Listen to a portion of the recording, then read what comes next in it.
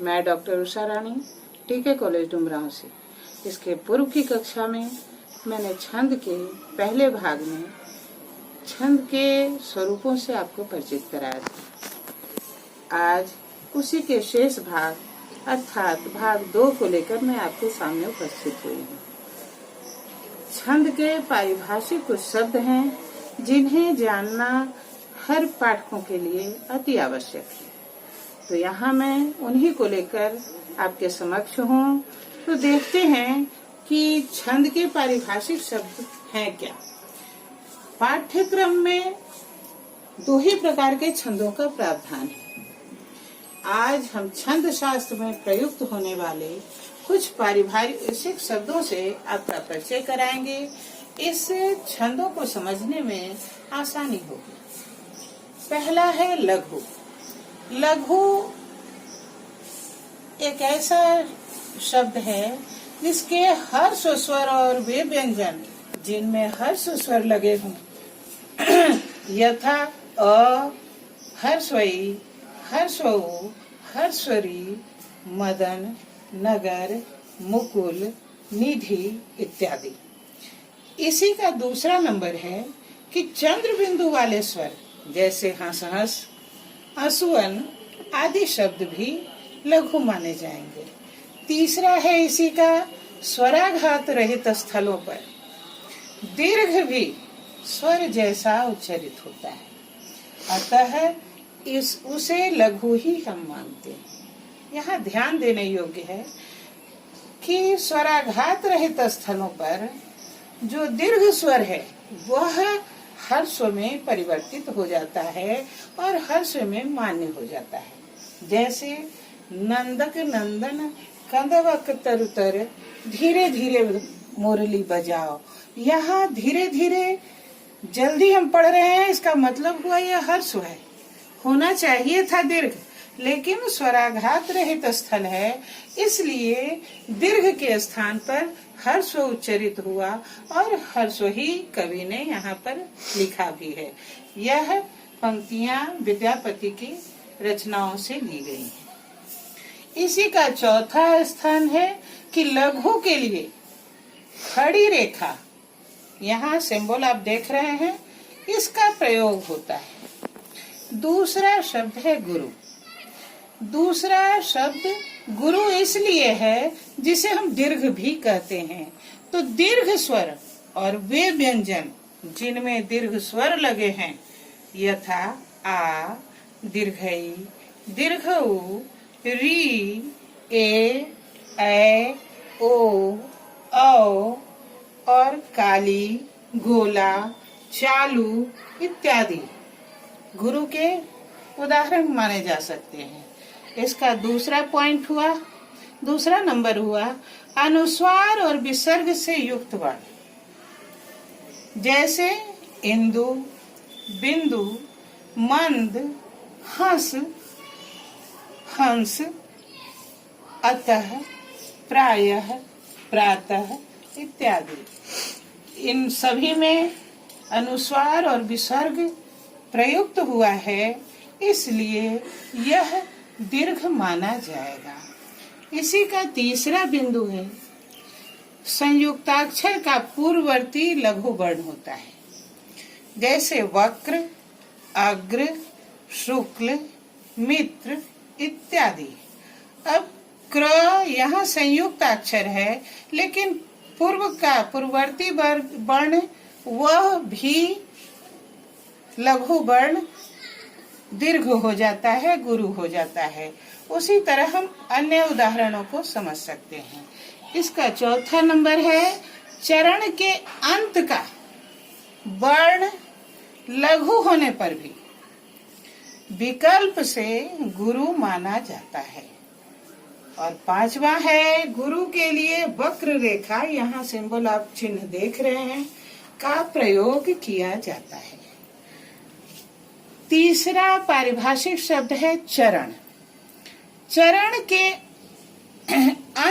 चरण किसी भी छंद में प्रायः 4 पंक्तियां होती हैं, तो प्रत्येक पंक्ति को ही चरण की संज्ञा दी जाती है। पांचवा है यति। इसका अर्थ होता है विराम या ठहराव। यति का निर्देश प्रायः छंद के लक्षण में ही दिए रहते हैं, इसे अलग से लिखने की आवश्यकता नहीं पड़ती है।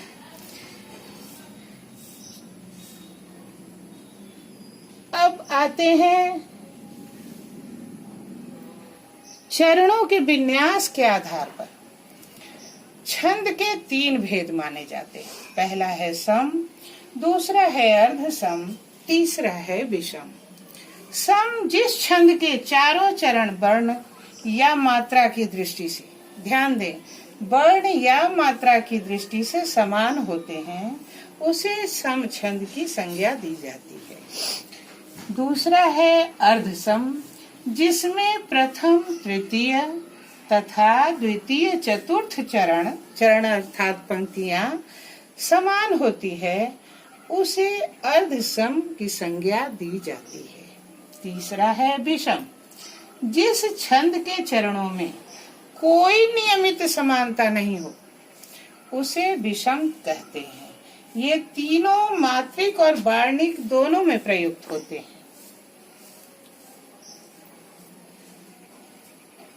यहाँ गति उस प्रवाह को कहा जाता है जिससे कि एक लय का प्रवाह, एक स्वर का प्रवाह निर्धारित होता है, और इसका महत्व अधिकांश रूप में मात्रिक छंदों में अत्यधिक होता है।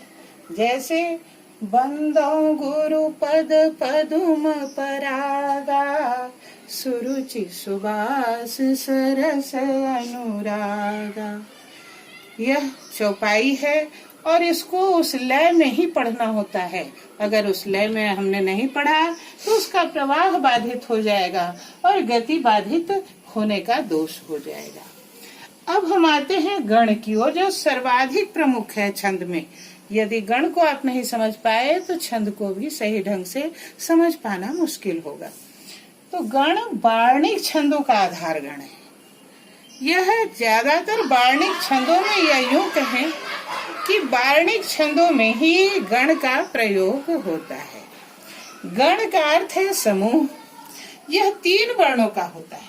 इसकी परिभाषा है लघु गुरु के नियत क्रम से 3 वर्णों के समूह को गण कहते हैं। इसकी संख्या 8 है। मगण, नगण, भगण, यगण, जगण, रगण, सगण, तगण। इस प्रकार इसे एक सूत्र में जब हम बांधते हैं तो वह सूत्र बहुत ही प्रसिद्ध और प्रमुख है, जिसके बिना छंद की कल्पना या वार्णिक छंद की कल्पना हम कहें तो नहीं कही जा सकती है। यह सूत्र है य मा ता राज भानु सलगा। अब यहाँ पर मैं इसे थोड़ा व्याख्यायित करती हूँ जिससे आपको समझने में आसानी होगी। इसका पहला जो गण है मगण है। यह मगण है क्या? त्रिगुरु है। यहाँ ध्यान दें, माँ। अब मैंने पहले ही कहा कि 3 वर्णों के मेल से एक गण की उत्पत्ति होती है। तो मगण में यहाँ हम म से गिनेंगे तो मा ता रा, ये तीनों शब्द या वर्ण आए, ये तीनों वर्ण मिलकर मगण की उत्पत्ति करते हैं। तो हमने देखा कि मा ता रा तीनों के तीनों दीर्घ हैं, इसलिए इसका नाम पड़ा त्रिगुरु। और त्रिगुरु का अगर उदाहरण हम लें एक छोटा सा, तो उदाहरण और भी हो सकते हैं जिसे आप अपने अभ्यास के माध्यम से प्राप्त कर सकते हैं।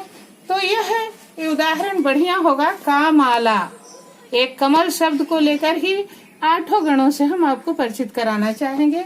तो यहाँ त्रिगुरु हुआ, इसलिए इसका हो गया उदाहरण कामाला। अब त्रिगुरु का जो सिंबल होगा वह होगा 3 वक्र रेखा। यहाँ ध्यान दें। दूसरा है गण नगण। अब ऐसी व्यवस्था की गई है इस सूत्र के माध्यम से कि जो एक गण है वह दूसरे गण का विपरीत है। तो मगण का विपरीत हो गया नगण। नगण नगण, यहाँ ध्यान दे, न, नु, स, ल, यानी ये तीनों के तीनों लघु हैं, तीनों लघु हैं, इसलिए इसका नाम पड़ा त्रिलघु। इसका उदाहरण है कमल। इसी तरह तीसरा जो गण है वह है भगण। यह भगण, यहाँ ध्यान दें, भा, नु, स, तो भा, नु, स में जो आदि है वह गुरु है। इसका एक अच्छा उदाहरण है कोमल।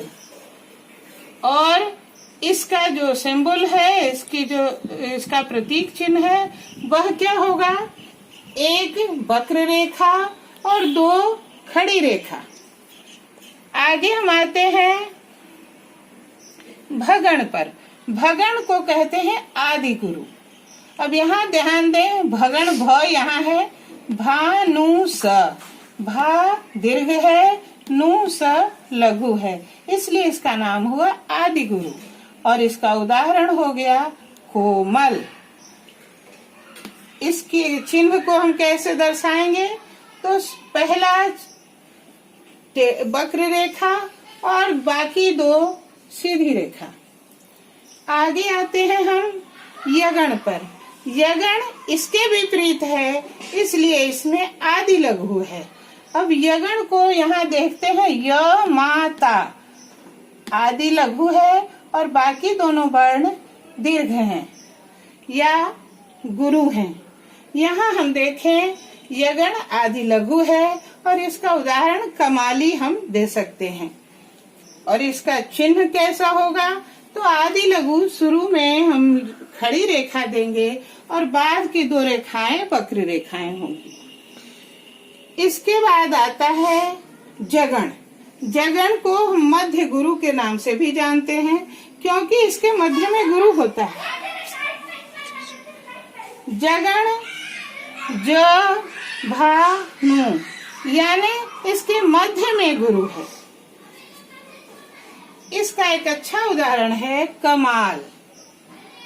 और इसको हम दर्शाएंगे कैसे? तो शुरू और अंत में, आदि और अंत में हम खड़ी रेखा देंगे और मध्य में वक्र रेखा का विधान होगा। इसके बाद हम आते हैं रगण। रगण मध्य लघु इसे कहते हैं, यानी इसके मध्य में लघु शब्द आएगा। तो रगण, यहाँ ध्यान दें, रा, ज, भा। रा दीर्घ है, ज हर्ष है, भा दीर्घ है। अब रगण को इसीलिए नाम दिया गया मध्य लघु। इसका अच्छा उदाहरण है कामला। कोई और भी उदाहरण आप दे सकते हैं।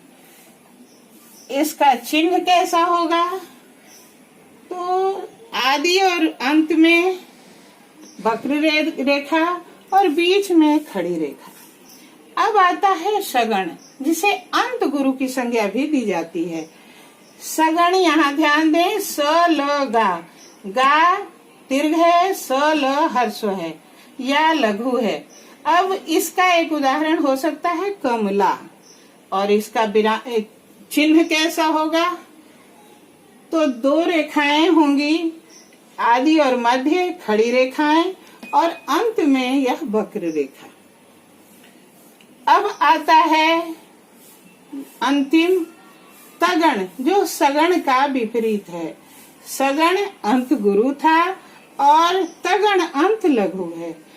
और इसका एक अच्छा उदाहरण, ज्वलंत उदाहरण हो सकता है कमाल। यहाँ ध्यान दें, तो यहाँ है ता दीर्घ है, रा दीर्घ है या गुरु है और ज हर्ष या लघु है, इसलिए अंत में लघु है। इसे एक सूत्र में इसी प्रकार जब हम पिरो लेते हैं और इसको कंठस्थ कर जाते हैं तो छंद को समझने में काफी आसानी होती है। तो आज की कक्षा मैं यहीं पर विराम लेती हूँ। आशा है आप सभी छंद के प्रारंभिक स्वरूपों से भली प्रकार परिचित हो गए होंगे और इसके स्वरूपों को समझ भी गए होंगे, ऐसा मैं सोच सकती हूँ, ऐसी मैं आशा रख सकती हूँ। तो अब मैं छंदों को बारी बारी से, चाहे वह वार्णिक हो या मात्रिक, उसे बारी बारी से जो आपके पाठ्यक्रम में है उसे समझाने का प्रयास करूंगी अगली कक्षा में। तब तक के लिए विदा, धन्यवाद।